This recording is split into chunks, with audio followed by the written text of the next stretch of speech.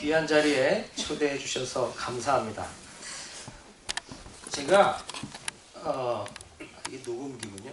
이걸 왜 주나 했어요. 2012년에 영국 케임브리지에서 그 PGM이라는 평신도 전문인 선교의 유럽 지부 수련회가 있었어요. 그때 제가 강사로 섬기면서 집회를 했었는데, 그때 오스트리아, 독일, 프랑스 전역에서 다 모였었어요. 그때 오스트리아에서 온 자매 하나가, 성악을 한 자매가 지금 부른 이 찬양을 했습니다. 근데 보통 성악을 한 자매가 찬양을 하면 은혜는 없어요. 이게 근데 그 자매가 얼마나 영성이 좋은지 제가 너무 울어가지고 설교를 못할 지경이 돼서 목사님한테 이렇게, 목사님 제가 잠깐 화장실 가서 진정을 하고 올 테니까 좀 성경을 읽고 좀 해주십시오로 가서 진정을 하고 들어왔었는데, 오늘 또 우리 집사님 이 곡을 하는데 또 은혜가 되는 거예요. 오늘 나갈 수도 없고 허벅지 꼬집으며 절제를 하고 섰습니다. 우리 수고한 집사님을 박수 한번. 우리 하나님 말씀 보겠습니다.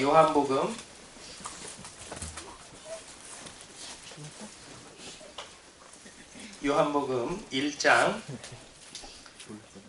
9절부터 18절까지 말씀 보겠습니다. 찾으셨으면 저하고 한 절씩 교독하겠습니다. 제가 먼저 공독합니다. 참빛 곧 세상에 와서 각 사람에게 비추는 빛이 있었나니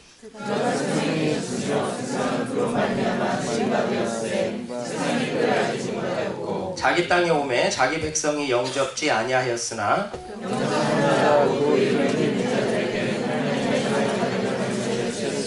이는 혈통으로나 육정으로나 사람의 뜻으로 나지 아니하고 오직 하나님께로서 난 자들이니라.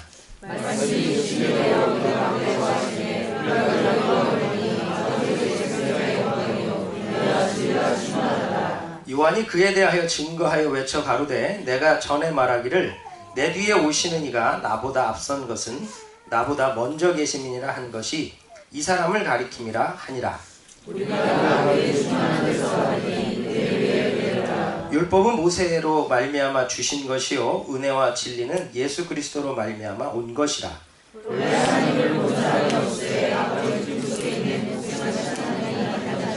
아멘. 제가 오늘 말씀 이렇게 전해달라는 부탁을 받고 준비한 말씀이 있었습니다. 근데 이게 어제 큐티 본문이거든요. 어제 큐티 본문을 묵상하면서 너무 은혜가 돼서 이 말씀을 나눠야겠다 생각하고 왔어요. 따끈따끈한 말씀입니다. 우리 하나님께서 저와 여러분에게 은혜 주실 줄 믿습니다. 옆에 분들 인사합시다. 이 말씀의 주인공 되십시오.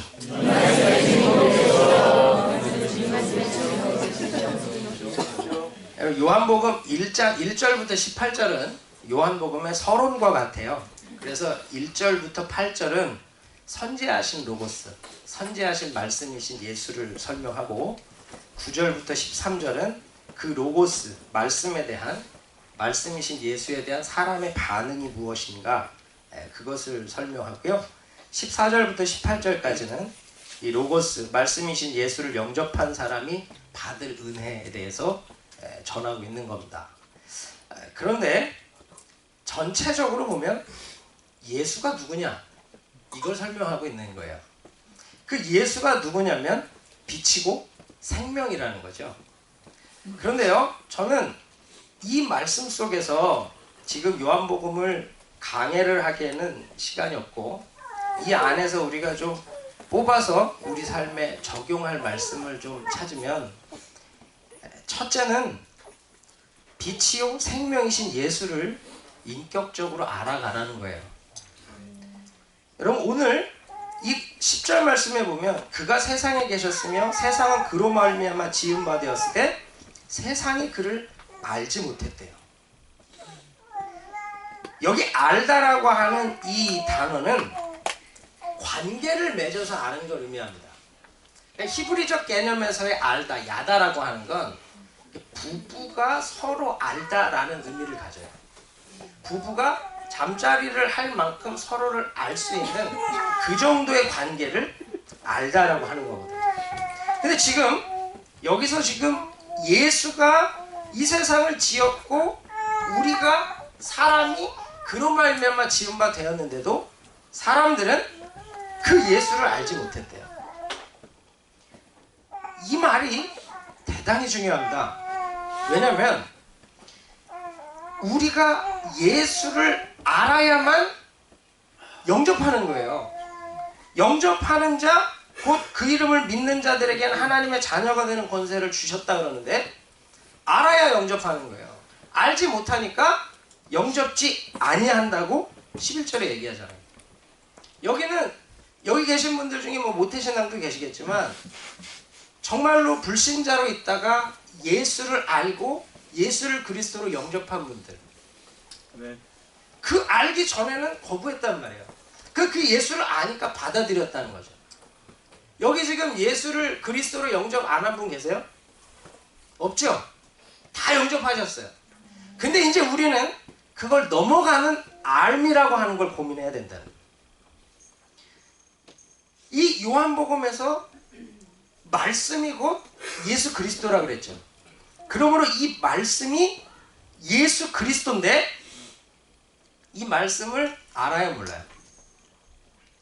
많은 사람들이 내가 이 말씀을 잘 안다라고 착각해요.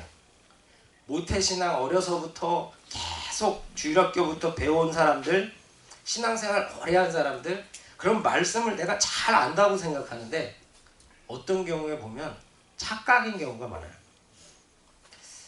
제가요, 그 얘기를 한 적이 있나? JYP 아시죠? 네. 박진영 씨를 제가 잘 압니다.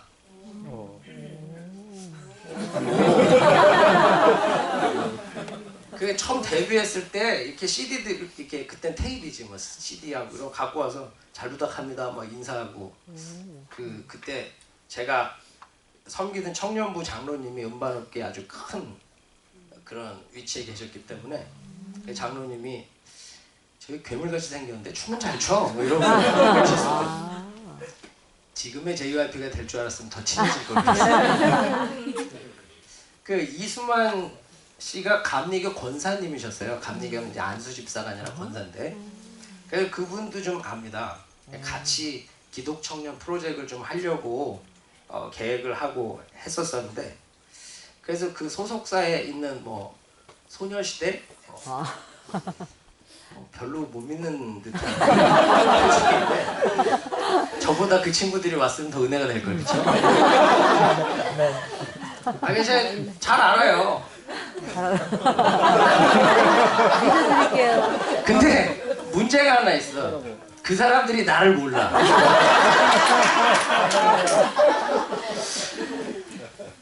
왜냐하면 여러분 지금 네이버 검색창, 구글 검색창에 JYP 쳐보십시오. 다 떠요, 그렇죠? 그에 대한 모든 정보가 뜹니다. 지금은 뭐 이 시간에 어디서 뭐 하고 있는가지 그 네티즌 수사대가 막 올려놓으면 다 알아. 야, 그 스푼에 반사된 걸 가지고 찾아내는 정말 대단한. 근데요, 그건 아는 게 아니잖아요. 안다라고 하는 건 내가 그 사람과 만나서 이야기하고 밥도 먹고 얘기도 나누고, 그쵸? 그게 아는 거예요.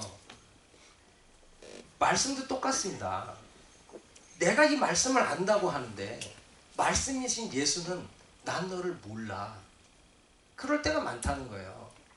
내가 하나님의 말씀을 안다라고 하는 것에 있어서 착각을 가지고 살 때가 너무 많다는 거죠. 여러분 우리 이제 성경 통독합니다. 그렇죠? 그래서 그 통독표 나눠드리고 했는데 이제 통독을 하면 창세기부터 읽잖아요. 창세기 1장 1절이 뭐예요? 태초에 하나님이 천지를 창조하시니라. 모르는 단어 있어요? 태초, 하나님, 천지, 창조. 모르는 단어 하나 없어요. 그러니까 우리는 그 말씀을 다 안다고 생각하는데 한꺼풀 벗기고 들어가 보자고. 태초가 언제인 줄 아세요? 성경에서 말씀하시는 태초, 창세기 1장 1절의 태초와 요한복음 1장 1절의 태초가 다르거든요. 다른 의미인데 태초가 언젠지 물리학자들도 몰라요. 추정할 뿐이지. 모른다고. 하나님 알아요? 우리가 아는 건 하나님이 리빌 해주시는, 드러내 주시는 정도만 아는 거예요. 마치 장님이 코끼리 잡으면서 다리 만지고 기둥 같다, 코끼리는 기둥 같아, 이런 식으로 얘기하는 그 정도를 아는 거예요. 그러면 하나님 우리 잘 몰라요. 천지? 천지는커녕 여기 밑에 테메큘라 알아요? LA 어디 뭐 알아요? 뭐 알아봐야 맛집 몇 군데 알 거예요. 그쵸? 모른다고. 창조? 창조를 알아요? 저는 결혼을 하고 아이를 낳아보니까 이 아이가 엄마 뱃속에 있다가 태어난다는 사실이, 이 창조의 비밀이, 이걸 알 수가 없어. 그러니까 성경에서도 아이가 엄마 뱃속에서 어떻게 뼈가 생겼는지 아냐고 묻잖아요. 몰라요. 그 말은 뭐예요? 태초에 하나님이 천지를 창조하시나? 알아요 이제? 몰라요. 그런데 우리는 그 말씀을 안다라고 착각하고 그냥 넘어간단 말이죠. 그러니까 성경 전체를 쭉 읽으면서 말씀이신 그 예수를, 이 인격이신 예수를 말씀 속에서 계속 경험하고 알아가야 되는데 그 고민이 없다는 겁니다. 그 고민이. 여러분, 이 말씀이 인격이고 인격이신 그리스도이기 때문에 말씀 읽다가 막 감동이 돼서 울죠. 왜? 인격이기 때문에 나를 울리는 거예요. 뭐 어떤 때 나를 막 기쁘게 해요. 어떨 땐 아무 힘이 없고 다 때려쳐 막 이러고 있는데 그 말씀이 나를 두려워 말라, 내가 너와 함께함이라, 막 그 말씀이 나를 일으켜 세우더라는 거죠. 아멘. 인격이기 때문에. 그래서 그 말씀 한 절 한 절이 인격 대 인격으로 알아갈 때에 진짜 아는 거예요. 여기 지금 자기 땅이 오매 자기 백성이 영접지 아니하였으나 나여 나, 내게 하나님 말씀으로 오셨는데 그 본질을 이해하려고 하지 않고 인격으로 경험되는 말씀을 추구하지 않고 거부하더라는 거지. 나는 안다는 거예요. 여러분, 이 인격이신 그리스도가 나와 관계를 맺으면 변할 수밖에 없어요. 내가 다루어지거든요. 많은 사람들이 말씀을 내가 다루려고 그래. 말씀을 이용하려고 그런단 말이죠. 그런데 진짜 말씀이 그리스도가 되고 그리스도의 인격이 내게 찾아오는 것이 된다면 우린 그 말씀이 나를 움직이고 나를 다루고 나를 변화시키는 거예요. 아멘. 요한복음 4장에 수가성의 여인이 나오죠. 남편 5이나 갈아치워. 능력의 종. 그쵸?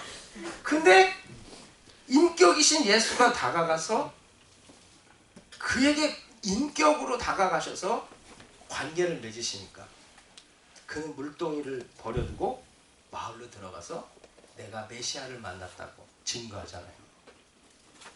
하나님의 말씀이 우리에게 인격으로 다가오면 변할 수밖에 없다는 거예요.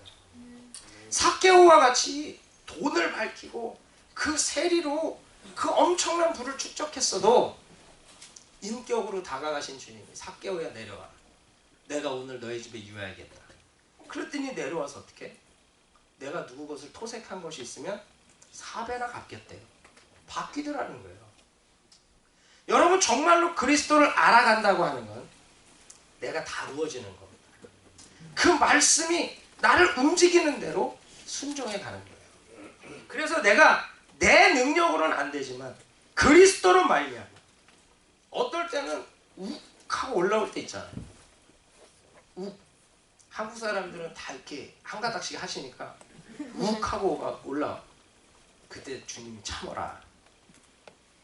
참아지는 것, 이게 말씀이 인격 대 인격으로 나와 그리스도가 관계를 맺을 때 가능해지더라는 거예요. 그러면 여러분, 올해 하나님이 말씀을 주셨다면 내가 이제 말씀을 더 깊이 인격 대 인격으로 깊이 알아가는 것, 그걸 고민하면 참된 성숙을 이루길 축원합니다. 정말 그것이 우리를 복되게 하는 거예요. 자기 땅에 오셨는데 자기 백성이 영접지 아니하였으나. 여러분, 이 말씀에 걸리면 안 돼요. 우리가 통독을 하면서 몇 장을 읽었냐, 몇 독을 했냐, 그것도 중요하지만 그 말씀이 나와 어떤 관계를 맺고, 그 말씀이 나를 어떻게 다루어가고, 말씀이 나를 어떻게 세워가고, 그래서 어떻게 내가 변화되어서 하나님의 약속을 이루어가는가, 이걸 경험하실 수 있기를 축원합니다. 두 번째는요, 성육화된 교회와 성도, Incarnated Church. 여기 지금 14절에 말씀이 육신이 되어 우리 가운데 거하시네. 여러분 잘 아시는 성육신, 그렇죠? 하나님이신 분이 인간의 몸을 입고 우리 가운데 오셨다. 그래서 우리가 그 영광을 보니 아버지의 독생자의 영광이요 은혜와 진리가 충만하다. 저는 이게 교회가 추구해야 될 모습이고 성도들이 추구해야 될 모습이라고 믿습니다. 여기 지금 우리 가운데 거하시다, 이 거하시다라고 하는 이 단어가 헬라어로 에스케노센이라는 단어예요. 에스케노센. 이 단어는 장막을 치다, 장막을 치고 거주하다, 그런 뜻입니다. 장막을 치고 거주한다라는 의미를 가진 단어를 쓴 이유가 뭐냐? 요한은 지금 이 요한복음 자체가 독자가 헬라인이에요. 그래서 헬라인들에게 설명하기 좋은 이 툴을 사용하는데, 그 뒤에서 제가 다시 얘기하겠지만, 그렇기 때문에 그들 의미 안에 또 히브리적 개념을 담아야 되는 겁니다. 그래서 이 장막을 치다라고 하는 것으로 설명을 해요. 이것은 출애굽 때 이스라엘이 회막, 텐트를 치죠. 그 회막에 하나님이 임재하셨단 말이에요. 그걸 의미하는 거예요. 만왕의 왕이고 만유의 주요 모든 신에 뛰어나신 하나님이 초라한 텐트 가운데 임하셔서 불기둥 구름기둥으로 인도하셨거든요. 그것처럼 예수님도 육신이라는 장막을 치고 그 안에 임하셔서 우리에게 오셨다는 거예요. 이게 그 말이에요. 어려워요?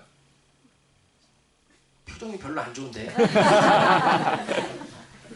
이 육신, 보잘것없는 육신, 그 정말 초라한 텐트, 거기에 임하셨던 출애굽의 하나님이 다시 제2의 출애굽, 영생으로의 출애굽을 위해 육신이라고 하는 이 더러운 보잘것없는 장막 가운데 들어오셔서 우리와 함께 하신다는 거예요. 그것이 이 예수가 우리 가운데 오신 모습이라는 거죠. 왜 육신을 입고 우리 가운데 오셨죠? 하나입니다. 소통하기 위해서. 인간은 하나님의 언어를 이해하지 못해요. 그래서 선지자를 통해서 하나님의 말씀을 대언하셨죠. 그런데 선지자들이 아무리 얘기를 해도 못 알아먹어요. 그래서 직접 오신 겁니다. 소통하기 위해서. 인간을 구원의 복음으로 소통하기 위해서. 여러분, 저와 여러분이 이 삶을 살아야 돼요. 제가 평신도 전문인 선교 훈련에 헌신했던 이유도 바로 이겁니다. 교회는, 성도는 세상의 장막을 치고 거기 거해야 돼. 믿습니까? 네. 세상은 더러워. 세상은 있을 곳이 못 돼. 그러고 그곳을 버려두고 그저 거룩한 모임, 거룩한 교회 공동체 안에만 들어와서 헤매면 안 된다는 거예요.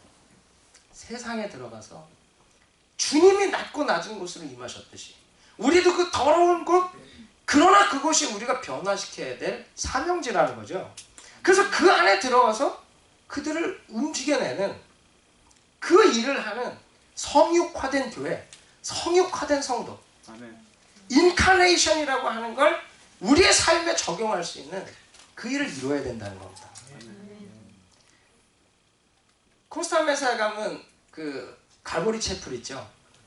작년에 그 척 스미스 목사님 소천하셨는데 그 교회가 지금은 뭐 대단히 주목을 못 받았지만 1970년대에 굉장한 교회입니다. 그리고 그 이후로 굉장히 미국의 영적인 어떤 그 한 부분을 이끌어갔던. 근데 그 교회가 1970년대에 이 히피 문화가 유행을 했어요. 그래서 히피들이 바닷가에서 마약하고 술 먹고 기타 치고 놀다 심심하니까 교회는 뭐 하면 되지? 이러고 이제 교회를 구경을 온 거예요. 그랬더니 뭐 씻지도 않죠. 맨발로 다니죠. 그 사람들이 교회 들어오니까 막 카펫 들어오지지 뭐 화장실 지저분이 엉망이 되는 겁니다. 그래서 갈보리 채플에 당회가 열렸대요. 당회를 열어서 히피를 받을 거냐 내쫓을 거냐. 그때 아주 중요한 결정을 해요. 받아들이자. 카펫이 더러우면 샴푸하면 되고 더 망가지면 바꾸면 되잖아요. 저들도 우리가 구원해야 될 영혼 아니냐. 그래서 그들을 받아들이기로 하고 그때 시작한 것이 뭐냐면 커피 하우스 무브먼트입니다. 커피 하우스 무브먼트. 그래서 카페를 만들고 여기 통기타 치고 노래할 수 있는 데를 만들고 그들이 와서 노래도 부르고 그러면서 복음을 듣고 변화될 수 있는 자리를 마련해 준 거예요. 그리고 그들이 변화받기 시작했어요. 은혜를 받기 시작했어요. 그리고 나서 만들어진 게 뭐냐? 최초의 복음성가단 마라나타 싱어스. 그렇게 탄생한 거예요. 그래서 그들이 처음 만든 노래가 뭐냐면 복음성가가 우리 아까 불렀던 작은 불꽃 하나가. 그게 최초의 복음성가입니다. 그게 원래 어떤 노래냐면 마리아나 하면서 작은 불꽃 하나가 큰 불을 일으켜서 온 세상을 마리아나의 세상으로 만들자. 그래갖고 작은 불꽃이 큰 불로 따뜻해지자 이거예요 이게. 근데 이들이 은혜를 받고 나니까 복을 바꿨죠. 그래서 마지막에 친구여 당신께 이 복음 전하고 싶습니다. 이게 바뀌는 겁니다. 그 마라나타 싱어스 1기 그분들이 모여가지고 이게 리유니언을 하면서 찬양을 하는 모습을 제가 영상으로 본 적이 있는데 막 할아버지 할머니가 돼서 막 흰머리가 된 분들이 이 찬양을 하는데 너무 은혜가 되는 거예요. 그들이 정말 마리아나를 피며 그렇게 의미 없이 인생을 살아가던 사람들이 그 복음으로 변화돼서 그 은혜를 노래하고 그래서 그 나이가 먹은 할아버지 할머니가 돼서 그 후배 기수들과 함께 그 찬양을 하고 있는 그 모습이 너무 은혜가 돼요. 여러분 지금 교회가 어떻게 보면 문턱이 너무 높아졌어요. 의인들만 가득한 것 같은 느낌이 들 때가 많아요. 죄인들이 와야 되는데, 그쵸? 근데 죄인들이 참 오기 어려운 거룩한 곳이 되어버렸어요. 여러분 담배 피는 형제가 여기 와야 됩니까? 안 와야 됩니까? 와야죠. 근데 만약에 담배 냄새가 풀풀 나는 친구가 뒤에 앉았어. 그럼 여러분 어떨 것 같아요? 주님 드디어 죄인 하나가 왔습니다. 드디어 뭐 이러면서 심령이 뜨겁게 중보를 하겠어요? 아니면 정말 예의도 없냐, 교회 오면서 냄새라도 좀 빼고 오지, 그러겠어요? 여러분 지금 만약에 어떤 이렇게 다른 주님에 취해가지고 막 냄새를 풍기는 사람 하나가 여기 들어왔어. 우리와 다른 주님과 동행하며 철야하는 한 인생이 들어왔어. 그럼 어떨까요? 막 주님 드디어 때가 됐습니다. 정말 저를 구원하셔서 그럴까요? 주님은 다 하셔. 주님 하셔. 정말 이게 교회가 이제 갈 때까지 가는구나. 이제 막 저러고 이제 막 그럴까요? 들어와야 되잖아요. 아멘. 여러분 정말로 우리가 교회가 너무 거룩해지면 설 자리가 없어요. 제가 청년 사역을 오래 했기 때문에 별 질문을 다 받잖아요, 그렇죠? 이제 담배 피는 형제가 끊기는 어렵고 정당화는 좀 시켜야겠는데 그 묻습니다. 목사님, 성경 어디에 담배 피지 말라는 말이 있습니까? 없잖아요. 담배 피면은 천국 못 간다는 그런 게 어디 있습니까? 물어요. 그러니까 제가 얘기합니다. 그래, 담배 핀다고 천국 못 가지 않아. 더 빨리 갈 수 있다. 아주 빨리 갈 수 있어. 더 빨리 갈 수 있는 거야.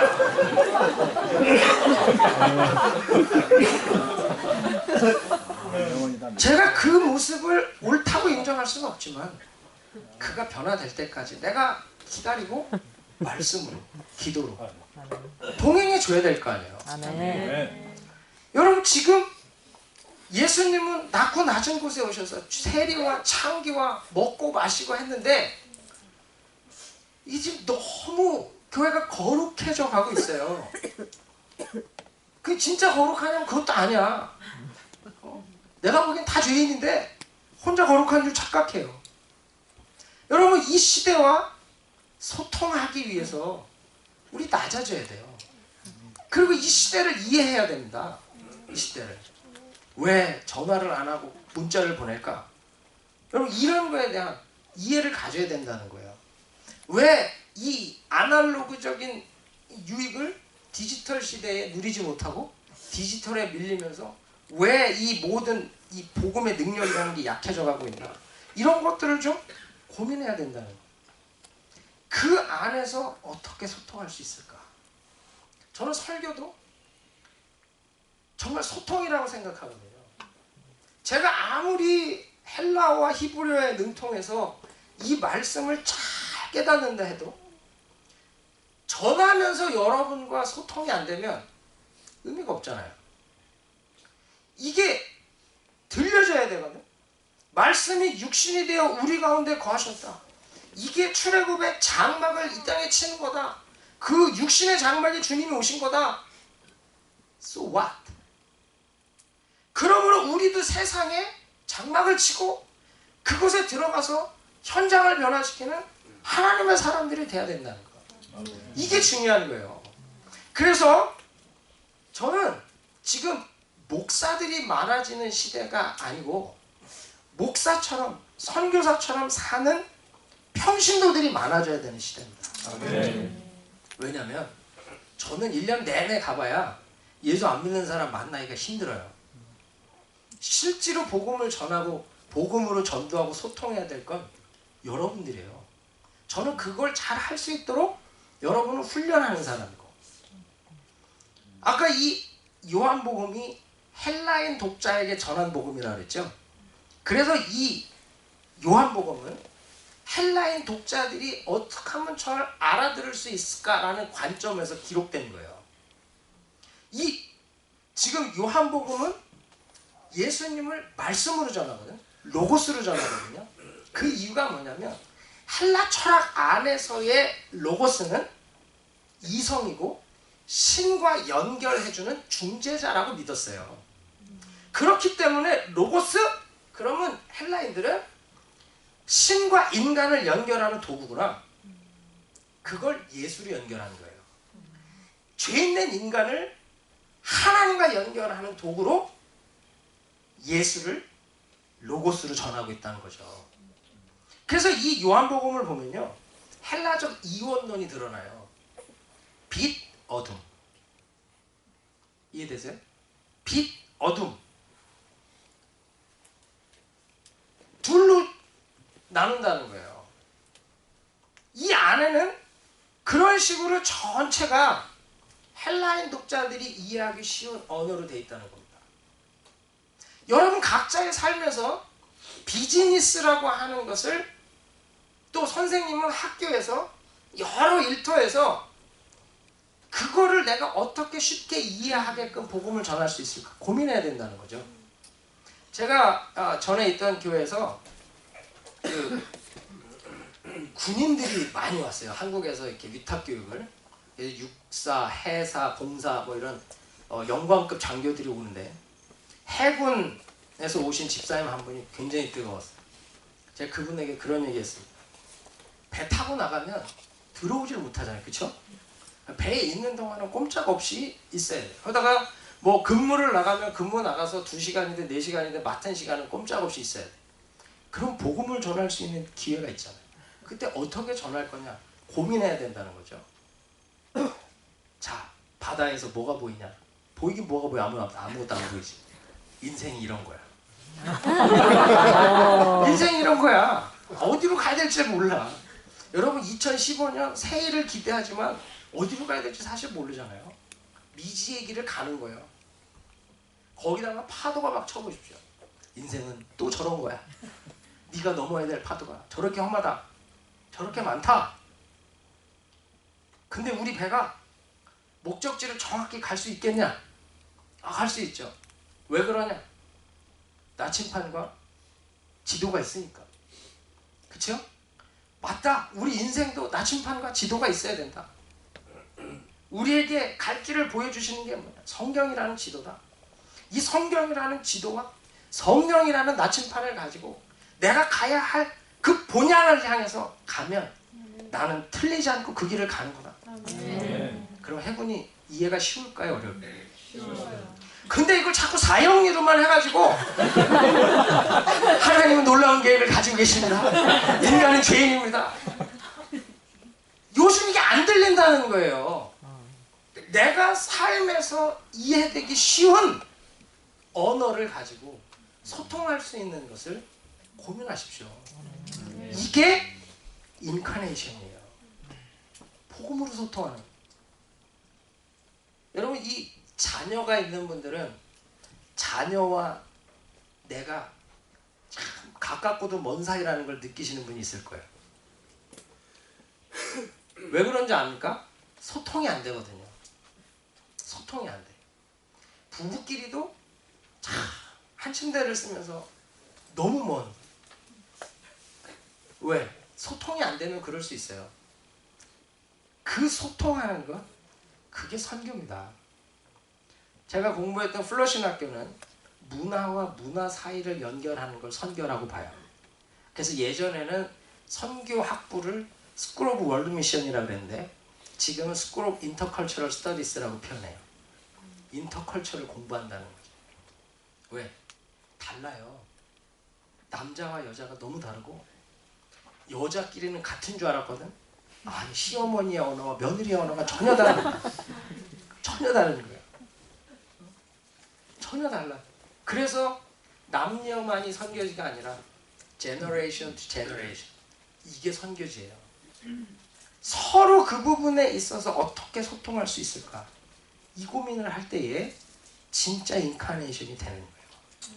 이 KPM 정말로 하나님의 나라를 위해서 헌신하기를 원하는 평신도들이 훈련을 받는다면 여러분 이 부분을 깊이 고민해야 돼요.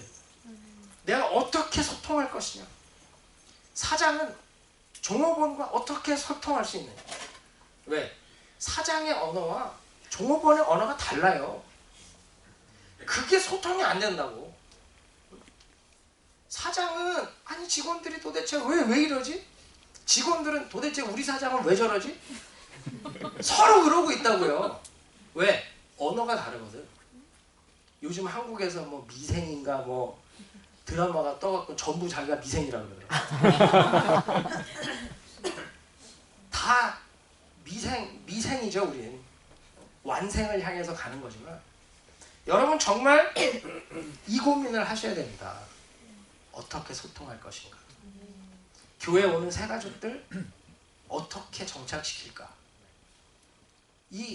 제가 예전에 청년들 훈련시키면서 절에를 데려간 적이 있습니다. 절에. 그게 뭐 절에 가서 불공을 드리라고가 아니라 절에 가서 자 대웅전에 가서 뭐 하는지 잘 보고 와라. 그러면 대웅전이 어딘지 헤매. 막 가다가 모여요. 그럼 얘기합니다. 뭘 느꼈냐. 아 이게 뭐 도대체 어디가 대웅전이고 대웅전에 가면 뭐 하는 건지 저게 뭔지 뭐 화장실이 급한데 어딘지 모르겠고 도대체 설명해 주는 사람도 없고 막 탑을 사람들이 돌고 있는데 저 왜 돌고 있는지 막 돌겠고 막 그러고 있다는 거죠. 그러면서 제가 그 얘기를 했어요. 평생 처음 교회 오는 사람의 느낌이 딱 그걸 거다. 딱 그걸 거다. 여러분은 오면 예배 시간에 예배당에 들어와서 처음에 기도하면 처음 오는 사람 저 사람 뭐 하는 거야? 이렇게 볼 수 있어요. 주보에 나온 순서 사도신경이 어디 있어? 못 찾아요. 찬양을 왜 하는지 또 율동 뭐, 아침부터 웬 율동이야 막 이러면서 이게 뭐야 막 할 수 있다는 거죠. 근데 우리는 너무 익숙하기 때문에 교회를 처음 오는 사람들이 겪는 어색함, 불편함 이해를 못하고 그것을 품지 못할 때가 많다는 거예요. 그래서 우리는 이 인카네이션이라고 하는 것, 낮아짐이라고 하는 것, 이거 고민해야 됩니다. 내가 어떻게 말씀이 육신이 되어 우리 가운데 거하셔서 우리가 그 영광을 보고 은혜와 진리가 충만한 것을 누렸나? 나도 그럼 내 직장에서, 내 교회에서, 내 가정에서 내가 어떻게 장막을 치고 그 안에 거하면서 정말 믿지 않는 사람들, 또 믿음이 연약한 사람들, 내가 어떻게 그들을 그 하나님의 영광을 보게 하고 그 은혜와 진리가 충만하게 할 것인가? 연구하고 고민해야 됩니다. 끊임없이 정말 고통하는 시간을 가지면서 그 일을 이루어 가야 돼요. 그래야 우리는 정말 시대를 변화시키는 지도자로 서게 되는 줄 믿습니다. 네. 여러분 인카네이션 소통을 고민하시고 복음으로 정말 그들과 소통해서 주님께 인도할 수 있는 저와 여러분들에게 축원합니다. 네. 마지막은 늘 새로운 은혜를 구하십시오.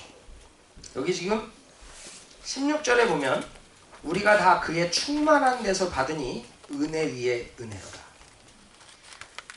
예수 그리스도의 그 충만한 데서 받았는데 은혜 위에 은혜예요. 근데 이 은혜 위에 은혜라는 이 말이 헬라어로 보면 카린, 안티, 카리스토라는 단어예요. 근데 여기 가운데 있는 안티라고 하는 이 단어는 대신하다, 대체하다 그런 뜻이거든요. 그러니까 이게 원어 그대로 번역을 하면 은혜를 대체하는, 은혜를 대신하는 은혜를 받았다는 말이에요. 그게 17절과 연결되면 무슨 은혜냐? 율법이라는 모세로부터 주어진 은혜를 대신하는 예수로 말미암는 은혜를 받았다는 겁니다. 이해되세요? 여기서 이 은혜 위에 은혜를 영어 성경은 이것을 더 정확하게 원문에 가깝게 번역을 해요. 근데 우리는 은혜 위에 은혜라니까 은혜 받은 은혜에 더 큰 은혜라고 생각을 하는데 그 말도 맞지만 모세로부터 주어진 불완전한 율법이라는 은혜를 이제 대신할 수 있는 예수로 말미암는 완전한 은혜를 우리에게 주셨다는 거죠. 그 은혜를 우리가 받았다는 겁니다. 그 은혜를 받았기 때문에 우리는 예수로 말미암아 완전한 구원에 들어가게 되는 거예요. 그런데 이것을 이제 우리의 삶에 적용한다면 모세의 율법을 폐하는 게 아니죠. 바울 서신을 보면 폐하러 온 게 아니에요. 완전케 하려 하는지.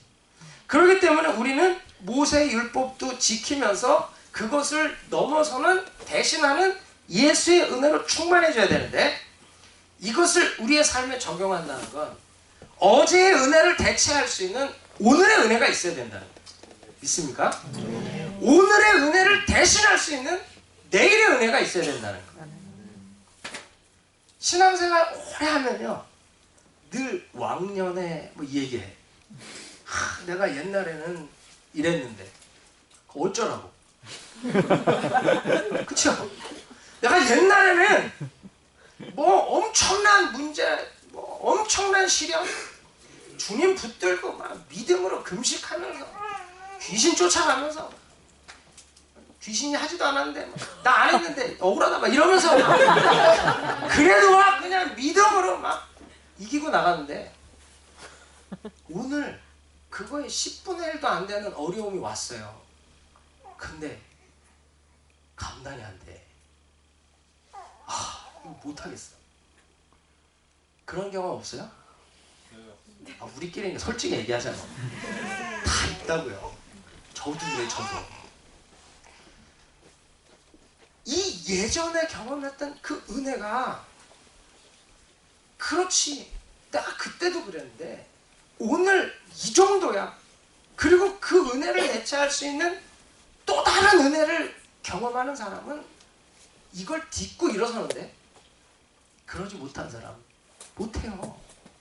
그러니까 막 옛날에 내가 진짜 옛날에는 금식도 하고 철야도 하고 내가 참 하나님 앞에 기도했는데 그러니까 하라고. 그러니까 내 옛날엔 참 그랬는데 참 기도해 주세요. 그러니까 나 기도 믿고 자지 말고 같이 기도하자고. 근데 발이 안 떨어져요. 기도가 안 돼요. 옛날에는 뭐 그냥 3박 4일 밤을 새면서 TD를 섬기고 뭐 해도 개운했는데 지금은 3일 하루만 가자. 하루만. 정신 차려야 돼. 여기서 내가 헷갈리면 안 돼. 이러는 일이 생긴단 말이에요. 왜? 그때는 했는데 지금은 엄두가 안 나. 막 선교지 갑시다. 그때는 막 내가 막 데리고 꼬셔서 가고 막 내가 내줄게 막 이러고 뻥치고 막 이러면서 막 그래서라도 막 가자 이래갖고 갔는데 지금은 선교사님이 이번에 단기 선교 갑시다. 그럼 가까이 하기엔 너무 먼 당신이 가세요. 이리 피하고 그러는 일들이 왜? 지금 내가 그거 갔다 올 그런 시간이 안 되는데 그때는 시간이 돼서 갔어요? 그때 돈 있어서 갔어요? 아니잖아요. 오히려 그때보다 지금 돈이 더 많을 거야. 그래서 지킬 게 많기 때문에 못 가는 경우가 많습니다. 진짜 어제의 은혜를 대신할 오늘의 은혜. 이 은혜 위에 은혜가 있지 않으면요 안 되는 겁니다. 이게 안 되는 거예요. 저도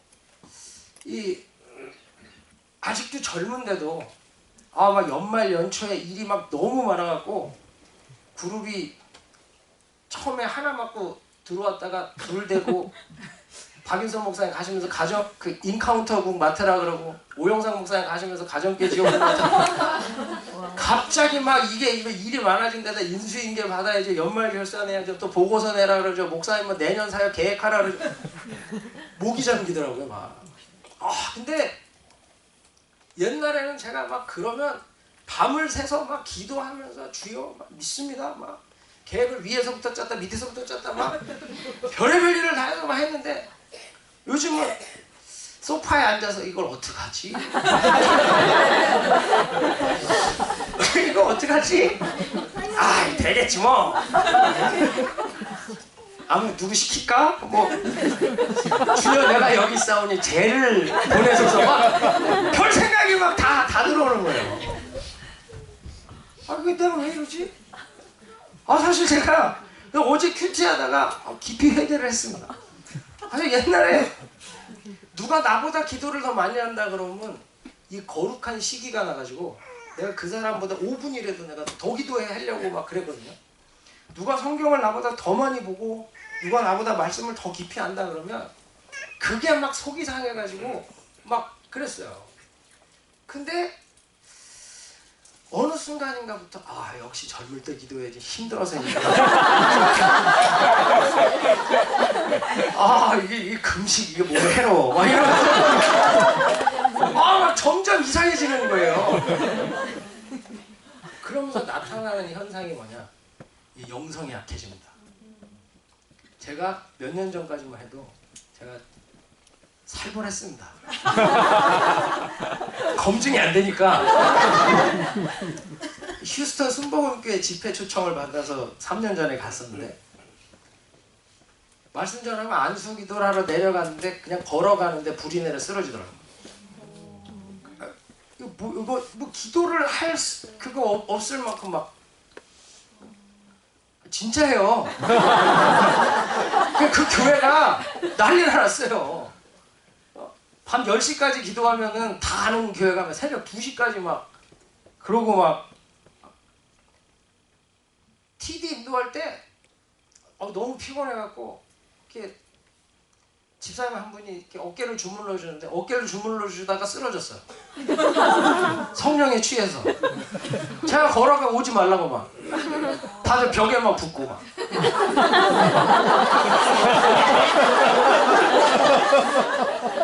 아 진짜라니까. 근데 지금 그 영상이나 어디 갔나? 다 보고 웃기는 하지 이거. 쓰러지기는커녕 웃다가 쓰러져. 그게 제가 그래서 어제 말씀을 묵상하면서 내가 그때의 은혜를 대체할 수 있는 오늘의 은혜가 있어야 정말 이 사역이 되는 건데 내가 지금 뭐에 지금 붙들려 있나? 그게 지금 나에게 무슨 유익을 줍니까? 그때 주신 은혜는 그때로 끝나는 거예요. 여러분 만나는 아무리 많이 거두어도 그때 먹으면 끝이에요. 그 다음날 되면 썩어요. 성도들이 그때의 은혜를 가지고 오늘을 살려니까 썩는 내가 진동을 하는 겁니다. 그때 받았던 은혜를 오늘 가지고 뭘 하려니까 냄새가 나고 뭐 배도 안 부르고 별 은혜가 안 되는 거예요. 내게 부어진 오늘의 은혜. 제가 그래서 말씀을 준비했다가 다 버리고 내가 새 말씀 가지고 가자. 정말 어제 그 은혜가 오늘 함께 나누어질 수 있는 거예요.